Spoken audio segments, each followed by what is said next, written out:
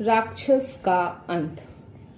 शव के अदृश्य हो जाने के बाद राजा विक्रमादित्य कुछ देर तक तो वहीं खड़े रहे। फिर एक नए निश्चय के साथ वह पुनः शमशान में आए और उस वृक्ष से शव को उतारा, कंधे पर डालकर पुनः अपनी मंजिल की ओर चल पड़े। तब शव में स्थित बेताल ने कहा, राजन, अब तक किए गए अपने समझाने के प्रयासों से मैं यह समझता हूँ कि आप अपना हट छोड़ने वाले नहीं हैं। फिर भी आपको समझाना मेरा धर्म बनता है। अब मैं आपको एक कहानी सुनाने जा रहा हूँ। मुझे विश्वास है कि आप उसे सुनकर अपनी हट छोड़ देंगे। यह कहकर बेताल ने यह कहानी सुनाई। उज्जैनी में हरिस्वामी नाम का एक सद्गुणी ब्राह्मण रहता था। वह राजा पुण्यसेन का सेवक और मंत्री था। उसके पुत्र का नाम देवस्वामी था और पुत्री का नाम सोमप्रभा था। सोमप्रभा अपने अनूठे रूप लावण्य के लिए प्रसिद्ध थी। जब सोमप्रभा विवाह योग्य हो गई तो उसने अपने रूप के अभिमान में एक दिन अपने माता पिता व भाई से कहा, अगर आप लोगों को मेरा जीवन प्यारा है तो आप मेरा विवाह किसी वीर, ज्ञानी अथवा अलौकिक विद्याएं जानने वाले से ही करें। इनके अतिरिक्त मैं किसी और से विवाह नहीं करूंगी। यह सुन के हरिस्वामी उसके लिए उसकी रुचि का वर ढूंढने के लिए चिंतित रहने लगा। इसी बीच राजा पुण्यसेन ने हरिस्वामी को अपना दूत बनाकर दक्षिण देश के राजा के साथ संधि करने के लिए भेजा।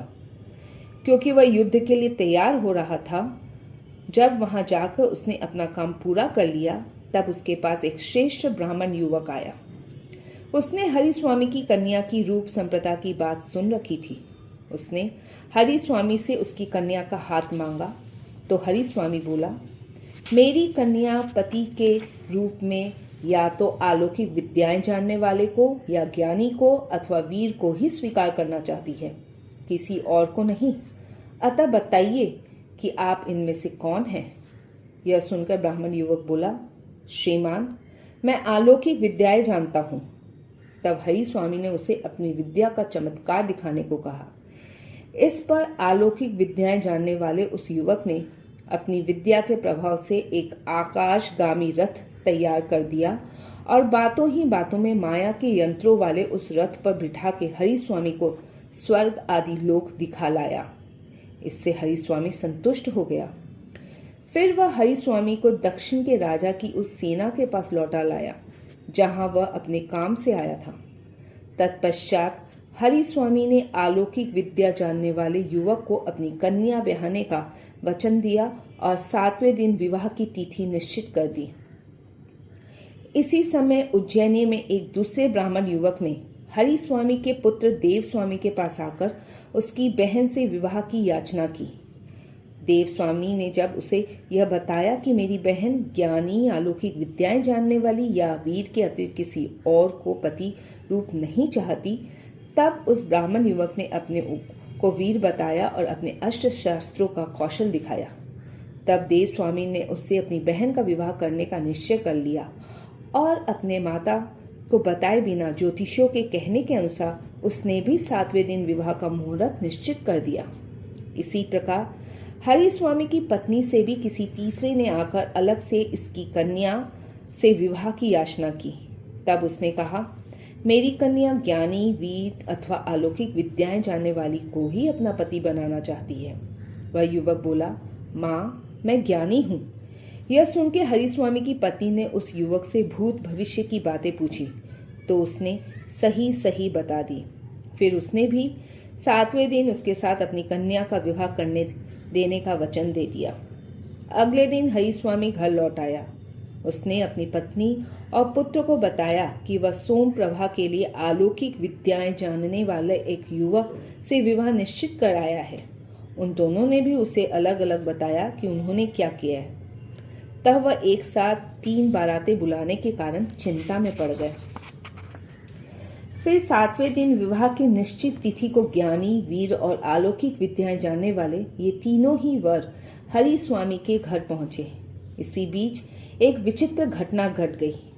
हरिस्वामी की कन्या सोमप्रभा, जो वधू बनने वाली थी, अचानक कहीं गायब हो गई। ढूंढने पर भी उसका कुछ पता नहीं चला। तब घबराकर हरिस्वामी ने ज्ञानी युवक से कहा, हे ज्ञानी, अब जरा झटपट ये बताओ कि मेरी कन्या कहाँ है। यह सुनकर ज्ञानी युवक बोला, धूमशिक नामक राक्षस उसे उठाकर विंध्याचल के वन में स्थित अपने घर ले गया है। यह सुनकर हरिस्वामी डर गया। वह बोला, हाय, अब वह कैसे मिलेगी और उसका विवाह कैसे होगा।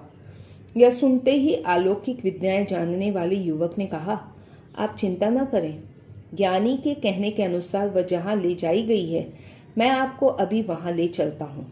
यह कहकर उसने कुछ ही देर में अष्ट शस्त्र से सजा एक आकाशगामी रथ बनाया और उस पर हरिस्वामी, ज्ञानी और वीर को बिठाकर विंध्याचल के उस वन में ले गया जहाँ ज्ञानी ने राक्षस का भवन बताया था। जब राक्षस को यह पता चला तो क्रुद्ध होकर अपने भवन से बाहर निकल आया। हरिस्वामी के भेजने पर वह वीर पुरुष आगे बढ़ा और राक्षस से लड़ने लगा। दोनों में भयानक युद्ध होने लगा। क्षण भर में उस वीर युवक ने अपनी तलवार से राक्षस का मस्तक काट दिया। राक्षस के मरते ही उसने सोमप्रभा को उसकी कैद से छुड़ा लिया। फिर वे सभी अलौकिक विद्याएं जानने वाले युवक के रथ पर बैठकर वापस उज्जैनी लौट आए।